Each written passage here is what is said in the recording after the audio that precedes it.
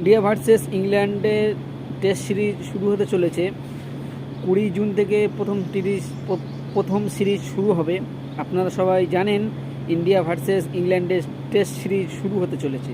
এই সিরিজটা একটু অন্যরকম হতে চলেছে, কারণ এই সিরিজে ইন্ডিয়ান টেস্ট ক্রিকেট টিমে অনেক নতুন পরিবর্তন করা হয়েছে এবং বিরাট কোহলি, রোহিত শর্মা অবসর নিয়ে নিয়েছে, আপনারা সবাই জানেন। ওই জন্য এই সিরিজটা খুবই গুরুত্বপূর্ণ হতে চলেছে, কারণ দুটি এবং ক্যাপ্টেনও চেঞ্জ করা হয়েছে। রোহিত শর্মা টেস্ট সিরিজের ক্যাপ্টেন ছিল এবং টেস্ট সিরিজ থেকে উনি অবসর নিয়েছে, এবং শুভমান গিল নতুন ক্যাপ্টেন হয়েছে এবং নতুন ক্যাপ্টেনের প্রথম সিরিজ শুরু হচ্ছে শুভমান গিলের। ওই জন্য এই সিরিজে একটু পরিবর্তন করা হয়েছে ইন্ডিয়ান টিমে। চলুন দেখা নেওয়া যাক ইন্ডিয়ান প্লেয়িং 11 কেমন হতে চলেছে প্রথম টেস্ট সিরিজে।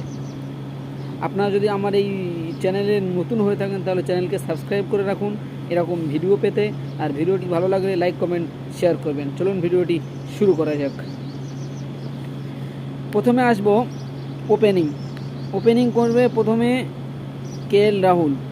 কারণ আমরা বিগত অনেক বছর দেখে আসছি KL রাহুলের যেই জায়গায় যেই পজিশানে দিচ্ছে উনি খেলছে মোটামুটি, কিন্তু ওপেনারে যখন খেলাচ্ছে তখন আমি দেখছি এবং ভালোই খেলছে।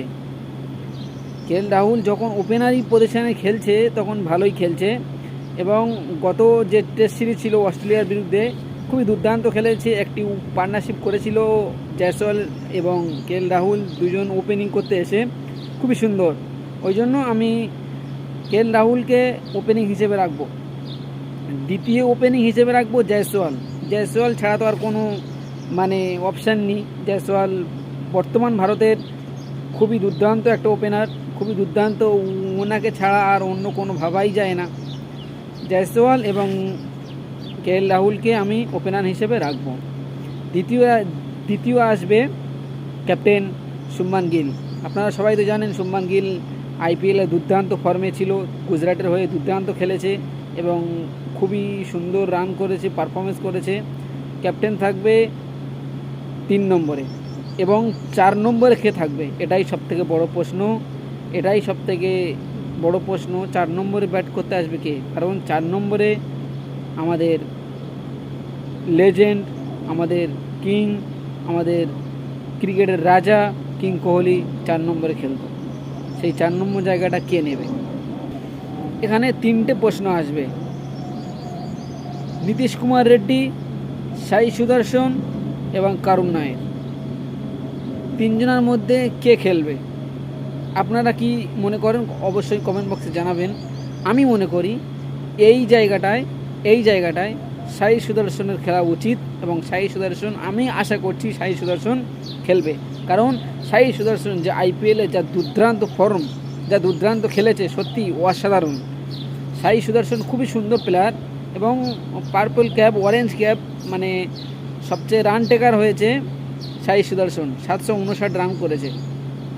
IPL-এর অরেঞ্জ ক্যাপ পেয়েছে সাই সুদর্শন। আমি মনে করি 4 নম্বরে খেলবে সাই সুদর্শন। এবং 5 নম্বরে আসবে ভাইস ক্যাপ্টেন ঋষভ পান্ত খুবই সুন্দর প্লেয়ার। উনি ভাইস ক্যাপ্টেন হয়েছে, খুবই ভালো। তবে উনি আসবে 5 নম্বরে, খুবই সুন্দর। এবং 6 নম্বরে কে আসবে? জাডেজা নাকি নীতিশ কুমার রেড্ডি? জাডেজা একটা সিনিয়র প্লেয়ার, জাডেজাকে সাথে খেলানো হবে, এটা অনেকজন হয়তো ভাববে জাডেজাকে সবার লাস্টে। আমি মনে করি নীতিশ কুমার রেড্ডি যা ফর্মে, যা খুবই সুন্দর, অস্ট্রেলিয়ার বিরুদ্ধে খুবই সুন্দর খেলেছিল। বড় বড় ক্রিকেটার যারা গবেষক আছে তারাই বলছে নীতিশ কুমার রেড্ডি আসবে 6-এ, এবং সাথে আসবে রবীন্দ্র জাডেজা। রবীন্দ্র জাডেজা তো আপনারা সবাই চেনেন, কি দুর্দান্ত প্লেয়ার, খুবই দুর্দান্ত টেস্ট ক্রিকেট, খুবই সুন্দর খেলে, খুবই সুন্দর সিনিয়র প্লেয়ার, খুবই সুন্দর। এবং 7 নম্বর হয়ে গেল। এবার কে আসবে বলার? আমরা একটু আলোচনা করে নিই যে 4টে বলার কে আসবে।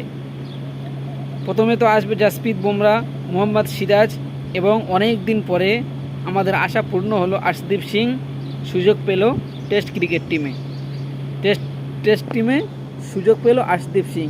আর্শদীপ সিং খুবই সুন্দর সুইং বল করে, খুবই সুন্দর, ভালোই বল করে। টি-20-র 1 নম্বর বলার আমাদের ইন্ডিয়ান। প্রথমে আছে জাসপ্রীত, তারপরে আর্শদীপ সিং, আপনারা সবাই জানেন। আমি 8 নম্বরে রাখবো জাসপ্রীত বুমরা।